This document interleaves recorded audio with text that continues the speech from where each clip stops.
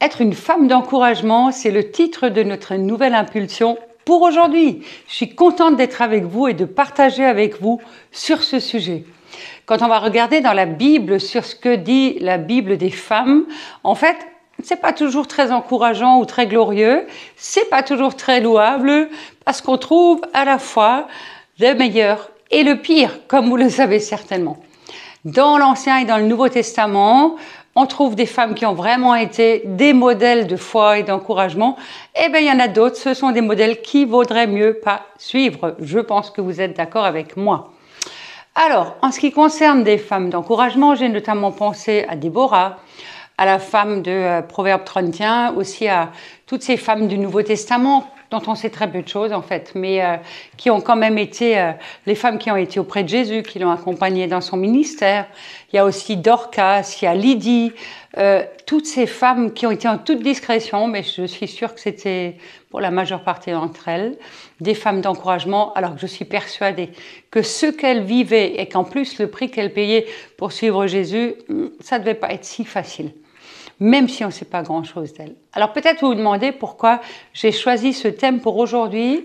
Eh bien parce que quand j'accompagne des femmes notamment, eh bien je me rends compte que si on veut vivre des relations à peu près saines et paisibles, à commencer au sein de nos couples et de nos familles, eh bien c'est indispensable de pratiquer l'encouragement et c'est quelque chose qui n'est pas tellement présent dans le monde et dans notre environnement.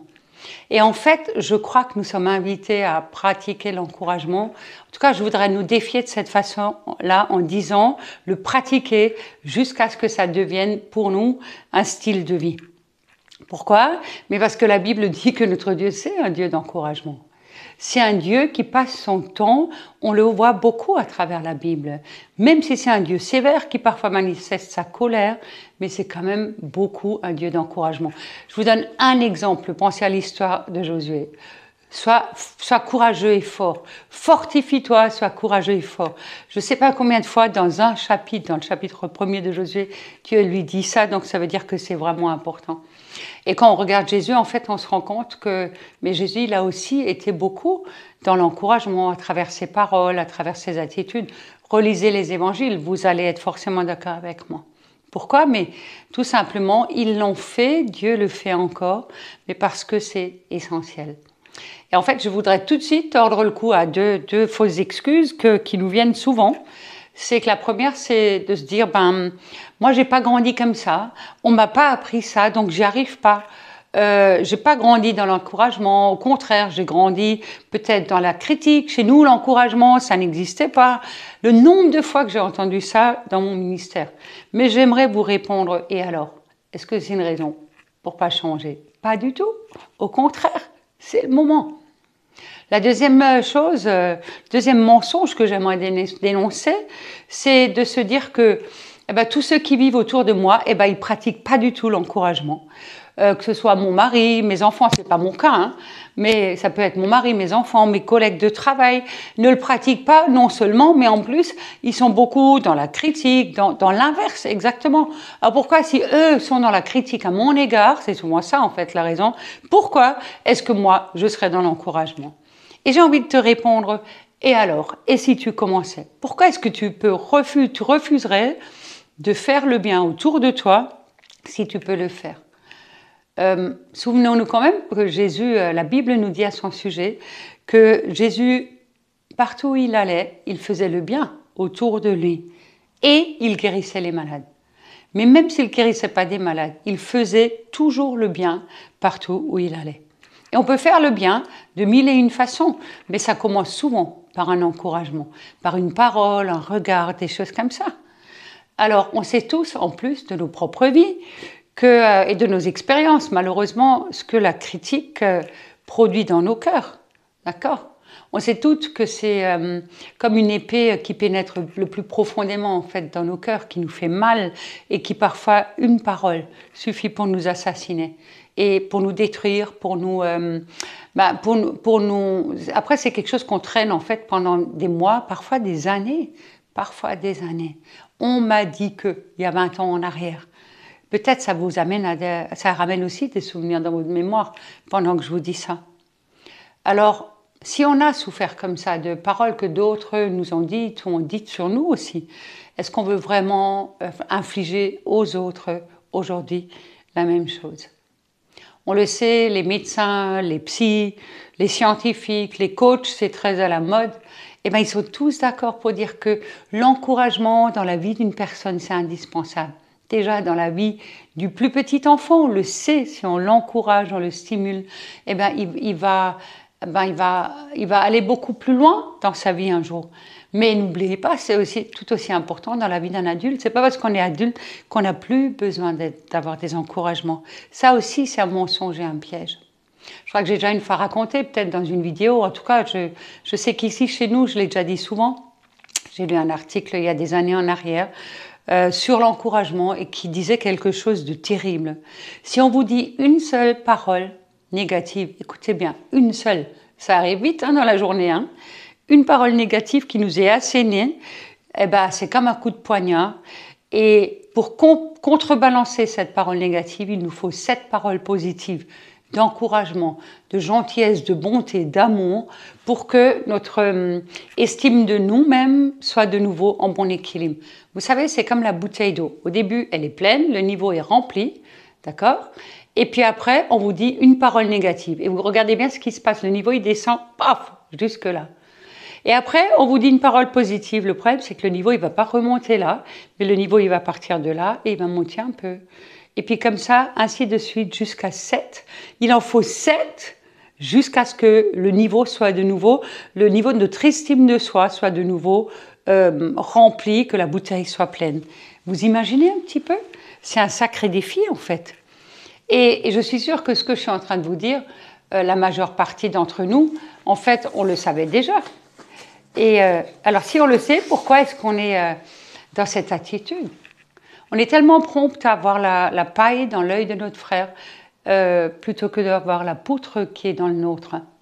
On est tellement enclin, je me dis des fois, à passer des heures, et même en église, quand on fait par exemple le bilan d'une journée ou d'une réunion ou d'un orateur qu'on avait invité, on est parfois enclin à s'attarder sur une seule petite chose, un détail, peut-être qui ne nous convenait pas, qui n'allait pas, etc., plutôt que de nous focaliser sur les 99 autres choses qui étaient vraiment super et vraiment positives.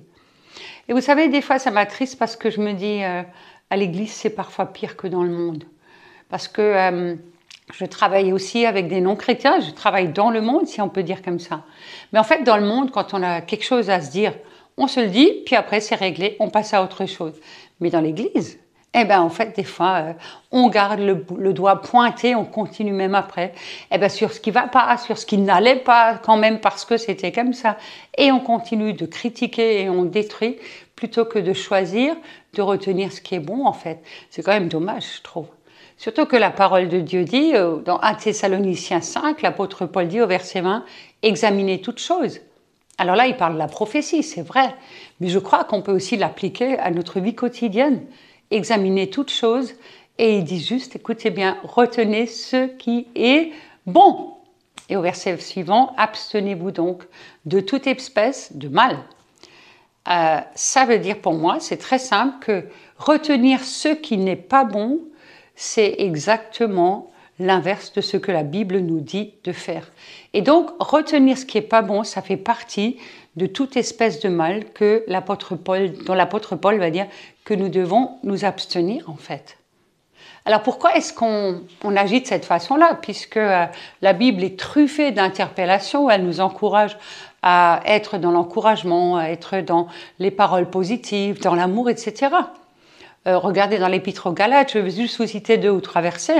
Galates 6, verset 10, il est dit « Ainsi donc, frères, quand on en a l'occasion, mais pratiquons le bien envers tous, surtout envers les frères et sœurs dans la foi. » Ou encore 1 Thessaloniciens 5, comme je viens de le dire, au verset 15. « Prenez garde que personne ne rende à autrui le mal pour le mal. » C'est à nous de faire attention que pour quelqu'un d'autre, ça ne se produise pas. « Mais vous poursuivez toujours le bien entre vous, mais aussi envers tous. » Ça veut dire aussi envers ceux qui me le font peut-être pas à notre égard. Et puis dans l'épître aux Romains, au chapitre 12, il est dit que l'amour soit sans hypocrisie, c'est tout simple. Être vrai Et Paul rajoute, ayez le mal en horreur et attachez-vous fortement au bien. Ça a l'air tellement simple en fait. Et pourquoi alors est-ce qu'on ne le fait pas? La réponse que je vais nous donner, peut-être qu'elle ne va pas trop nous faire plaisir, mais je crois que c'est quand même une part de vérité. La Bible donne la réponse. Elle dit que c'est parce que nos cœurs sont tordus et tortueux et méchants par-dessus tout. C'est quelque chose qu'on n'aime pas trop entendre. Hein. Et à cela, s'ajoute souvent une espèce de paresse. Je n'ai pas envie de faire des efforts. Ou alors, on se laisse aller, on essaye un temps, on fait des efforts, puis après, on arrête de nouveau. Ou tout simplement parce que cette excuse, ça a toujours été comme ça. Et je n'ai pas envie de travailler sur ma vie et je n'ai pas envie de faire l'effort. Mais ça, c'est juste parce que nos cœurs sont tordus. Mais je vais vous donner une autre raison qui, en même temps, va nous donner de l'espérance. Moi, je crois que c'est aussi parce qu'on passe souvent, pas suffisamment de temps dans la présence de notre Papa Dieu, dans la présence de sa bonté et de l'amour qu'il a pour nous. Si on laisse notre capital amour, en fait, notre cœur être rempli jusqu'à débordement de sa bonté, de son amour à notre égard, si on est persuadé de ça, jusqu'à être plein, jusqu'à être, l'apôtre Paul dit, jusqu'à être rempli à débordement en fait, jusqu'à déborder. Peut-être que si on pratiquait ça plus, prendre ce temps pour nous laisser remplir par lui, je suis persuadée que cette bonté et cet amour qu'il nous manifeste vont aussi déborder et couler de nos vies. Et ça va nous paraître beaucoup moins difficile en fait. Tout simplement. Parce que c'est pas, écoutez bien, c'est pas à la force du poignet qu'on va y arriver. Parce que c'est que par grâce. C'est par grâce qu'on est sauvé, mais c'est aussi que par grâce, par l'amour de Dieu, que ces choses-là peuvent changer dans nos vies si on le désire. L'encouragement, c'est vraiment une loi essentielle et une valeur essentielle du royaume de Dieu. Et j'aimerais vous montrer pourquoi c'est tellement important et pourquoi est-ce que l'encouragement produit aussi. Il a un impact à la fois charnel et spirituel. L'impact charnel, j'en ai parlé, mais je vais vous parler de l'impact spirituel. En fait, regardez, je prends l'exemple de Dieu lui-même. Dans le livre de la Genèse, au chapitre 1er, on nous raconte comment Dieu a créé le ciel et la terre. Et ce qui est beau, c'est que chaque jour, quand Dieu crée, la Bible dit « Et Dieu vit et Dieu vit, et Dieu dit que cela était bon. » Et chaque fois, Dieu proclame que c'est bon. Alors qu'il n'aurait pas besoin de le dire, en fait, parce que il le sait, c'est lui qui l'a créé, il sait ce qu'il a fait, il sait que c'est bon. Et pourquoi est-ce qu'il a besoin de le dire? En fait, ce que Dieu fait, il crée, puis après, il le proclame dans l'atmosphère. Vous savez, dans le tohu-bohu environnant qui existait avant la création du monde. C'est le verset 1er de la Bible, hein, quand les ténèbres recouvraient la terre. Et Dieu proclame, en créant, il proclame aussi quelque chose, une parole qui appelle la bénédiction et la bonté. Et c'est beau parce que quand Dieu crée l'homme et la femme, il va même dire que c'était très bon. Et ça aussi, il va le proclamer dans l'atmosphère. Et l'atmosphère et le monde environnant sont obligés d'entendre ce que Dieu est en train de proclamer. Et c'est super important, vous allez comprendre. Parce qu'en fait, l'atmosphère autour de nous, c'est quelque chose qu'on ne voit pas, vous êtes d'accord? À l'œil nu, ça ne se voit pas. Mais ça ne veut pas dire que ce n'est pas réel. Hein. Et l'atmosphère est tout aussi réelle que tout ce que nos yeux voient et que vous êtes en train de voir pendant que je suis en train de vous parler sur votre écran.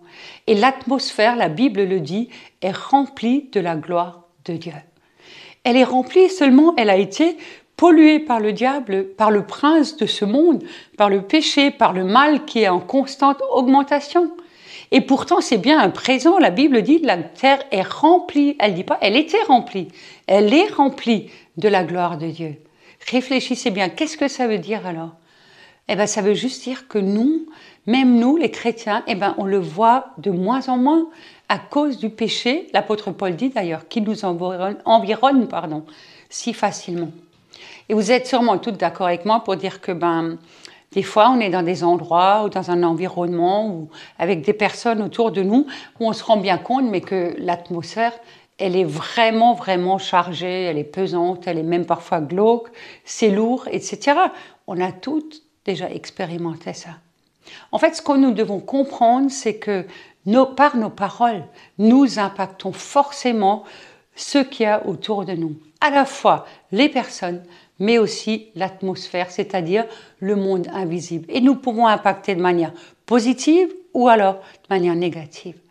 Et même par notre présence, parce que Jésus vit en nous, parce que nous portons la gloire de Dieu en nous en fait, eh ben, là où on va, on emmène Christ avec nous. Et il faut que ça impacte les personnes et l'atmosphère autour de nous.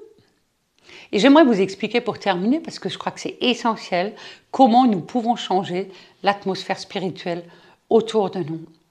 La première chose, c'est tout simple, je l'ai dit, c'est juste en changeant notre façon de parler aux autres et des autres, en encourageant au lieu de critiquer, en tenant notre langue, mais aussi en choisissant de dire ce qui est bien, de bénir, en choisissant de proclamer, de le dire en avant et non pas de retenir la bénédiction. Parce que si on refuse de dire, de faire un compliment à quelqu'un, de dire ce qui est bien dans ce que, par exemple, nos enfants, de ce qu'ils ont fait ou notre conjoint, eh bien, ça veut dire aussi quelque part, je retiens la bénédiction. La deuxième chose, je crois, qui me semble essentielle, surtout dans les temps dans lesquels on vit, c'est qu'on peut aussi changer l'atmosphère spirituelle autour de nous en entrant dans la repentance. En entrant dans la repentance pour les paroles critiques et négatives qu'on a dites, et je pense qu'on ne se rend même pas compte de tout ce qu'on a dit. Aussi pour toutes nos attitudes, parfois dures, parfois méprisantes, parfois on a des regards, on ne se rend juste pas compte. Vous savez, le regard qui tue, des choses comme ça en fait. Par rapport à nos familles, que ce soit par rapport à nos pasteurs, à des ministères, que ce soit par rapport au monde politique, aux autorités civiles, etc. Si on s'écoutait parler, comment est-ce qu'on parle de ces personnes ou de certaines situations? Mais écoutez bien, la repentance, elle va encore plus loin que ça. Elle va encore plus loin. Bien sûr, je dois toujours commencer à me repentir pour moi-même, pour ma famille, pour ma propre vie, mais je peux aussi entrer dans la repentance. Et ça, c'est extraordinaire. Hein? Quand on prend conscience de ça par le Saint-Esprit, pour mon village, pour ma ville, pour mon quartier, pour mon territoire, pour les nations, c'est extraordinaire. Parce que c'est puissant et ça va amener des changements. Regardez la prière, je prends deux exemples. La prière de Néhémie, quand il se repent devant l'Éternel et il dit « Mais Seigneur éternel, moi et mes ancêtres, nous avons péché contre toi. » Ou quand on prend la prière de Daniel, c'est exactement pareil. Daniel s'identifie au péché de ses ancêtres alors qu'il ne les a même pas connus. Le peuple qui l'a précédé, il n'était pas né. Et il dit, pourtant, moi et mes ancêtres, nous avons péché contre toi, Éternel. Nous plaidons coupables. C'est extraordinaire. En fait, chaque fois qu'on se repent, chaque fois, eh ben, c'est comme si dans l'environnement spirituel, autour de nous, dans cette atmosphère qui est invisible à nos yeux physiques, eh bien, vous savez ce qui se passe? On enlève des couches et des couches et des couches de brouillard et de ténèbres. Et l'atmosphère devient de plus en plus saine, de plus en plus dégagée. Et l'enjeu, c'est que ce que Dieu a préparé au ciel, eh ben, ça a de la place pour descendre, parce qu'il y a une route qui est ouverte à travers la repentance. Vous savez, déblayer le chemin dans Ésaïe 40, c'est aussi ça. Préparer le retour du Seigneur, déblayer le chemin. Eh ben, c'est enlever les obstacles. Et ça, ce sont des obstacles. J'aimerais juste terminer en disant, mais est-ce que nous réalisons que chaque fois que nous critiquons plutôt que d'encourager, la parole qui sort de notre bouche, elle est attrapée par celui que la Bible appelle le prince de la puissance de l'air. Il la chope au vol en fait, hein, parce que la parole quand elle part, elle s'envole de nous. Eh bien, il la chope au passage, il va l'utiliser comme des munitions pour attaquer les personnes sur lesquelles nous venons de prononcer une parole. Quand on réfléchit à ça, je nous pose la question, est-ce que c'est vraiment ce qu'on veut? Je suis sûre que non, absolument pas. Mais c'est juste important qu'on s'arrête des fois et qu'on réalise ce qui se passe, pas seulement autour de nous dans le monde visible, mais aussi dans le monde invisible. Et j'espère que ce que je vous ai dit, ça va vous encourager à changer vos propos, mais surtout aussi à entrer dans la repentance. Mes amis, ça vaut le coup. Ça vaut le coup parce que ça ne sera pas en vain. Et j'aimerais juste terminer en vous disant, alors, qu'est-ce qu'on attend pour être des femmes d'encouragement? On ne va pas attendre demain pour commencer, mais vous allez couper la caméra, vous allez couper l'enregistrement et vous allez tout de suite commencer aujourd'hui. Je vous souhaite une très bonne journée.